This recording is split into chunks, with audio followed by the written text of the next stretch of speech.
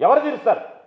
ఇటువంటి అసమర్థమైనటువంటి అవినీతిమైనటువంటి అధికారిని తీసుకొచ్చి అక్కడ వేయడానికి ప్రధానమైనటువంటి కారకుడు ఎవరు అనే దాని మీద ఈ ప్రభుత్వం ముఖ్యమంత్రి గారు సమీక్షిస్తారా? వాళ్ళ మీద చర్యలు తీసుకుంటారా? ఏదైనా ఆర్థిక లావాదేవీలు జరిగాయా లేదా అనేటువంటి దాన్ని నిర్ధారించుకుంటారా? మాకు చెప్పబడలే, మాకు ఖండనివ్వబడలే.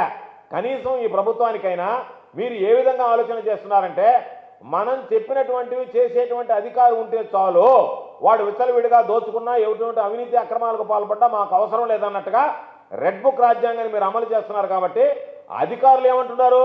ఈ రెడ్ బుక్ రాజ్యాంగం మనం అమలు చేసేసామంటే మన విచ్చలవిడితనానికి పాల్పడ్డా, అవినీతికి పాల్పడ్డా, అక్రమాలకు పాల్పడ్డా, అకృత్యాలకు పాల్పడ్డా మనల్ని అడిగే నాదుడే ఉండడు అని చెప్పి. ఇది వ్యవస్థ. దీనిని పరిపాలన అన్నామా? దీనిని మనం రాజ్యాంగ వ్యవస్థ ద్వారా ప్రభుత్వాన్ని నడుపుతున్నారు వీళ్ళని అనుకోవాలనా? కాబట్టి ఈరోజు ఏదైతే రెడ్ బుక్ రాజ్యాంగం అమల్లోకి వచ్చిందో, రెడ్ బుక్ చట్టం అమల్లోకి తీసుకొచ్చారో, పోలీసు వ్యవస్థ పూర్తిగా దాడి తప్పింది. ఎవడన్నా బలంగా ఉంటే తెలుగుదేశం పార్టీ వాళ్ళే పోయి వాళ్ళని హత్య చేస్తున్నారు.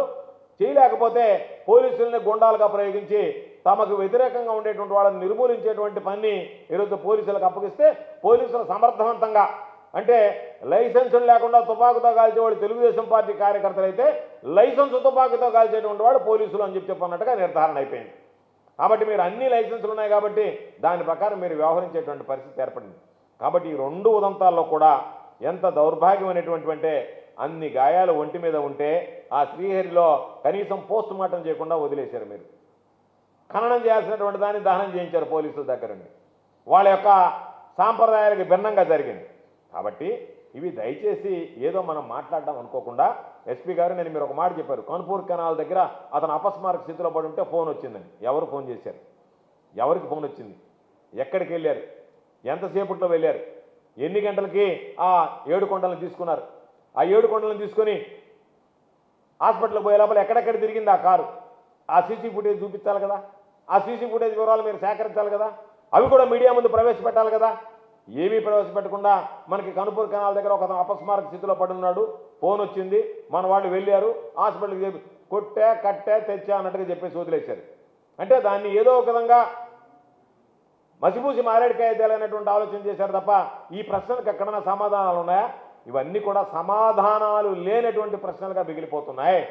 కాబట్టి ఈరోజు నేను మిమ్మల్ని అందరినీ కోరుకునేది, ఇంత దురదృష్టకరమైనటువంటి పరిస్థితి అన్నట్టు లేదు. అటువంటివి జరుగుతున్నాయి. జరిగేటువంటి పరిణామ క్రమంలో మీరు ముద్దాయిల్ని బెదిరించడం, వాళ్ళ దగ్గర లేనిపోయినటువంటి వాంగ్మూలాలు తీసుకోవడం, ఏదో ఒక విధంగా వాళ్ళని మీ చెప్పు చేతుల్లో పెట్టుకోవాలనేటువంటి ఆలోచన చేయడం, ఇది సరైనటువంటి పద్ధతి విధానం కాదు. ఇప్పటికైనా ఎవరైనా తప్పు చేస్తే మీరు కఠినంగా వ్యవహరిస్తే వాళ్ళలో మార్పు వస్తుంది, పరివర్తన వస్తుంది, సిబ్బంది మారి పని చేస్తారు. అలా కాకుండా తప్పు చేసినటువంటి వాడిని ఎవరో మిమ్మల్ని ఒత్తిడి చేస్తే మీరు వాడు తప్పు చేసినా సరే మీరు వాళ్ళని సమర్థించండి అంటే, ఒక ఉన్నత అధికారిగా మీరు వాళ్ళని సమర్థించేటువంటి ప్రక్రియ కొనసాగిస్తే భవిష్యత్తులో మీ మాట కూడా వినేటువంటి పరిస్థితి ఉండదు. విచ్చలవిడితనం ఎక్కువైపోతుంది.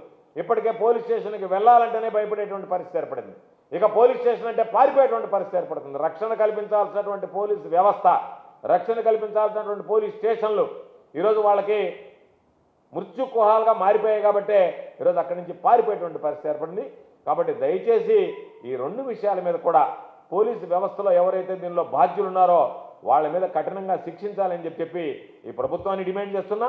ఎస్పీ గారిని కూడా పై అధికారులు చెప్పేటువంటి ఒత్తిళ్లు లొంగకుండా పారదర్శకంగా విచారణ జరిపించి ఎవరెవరైతే దీనిలో బాధ్యులుగా ఉన్నారో వాళ్ళందరినీ గుర్తించి వాడి మీద కఠినమైనటువంటి చర్యలు, ఈరోజు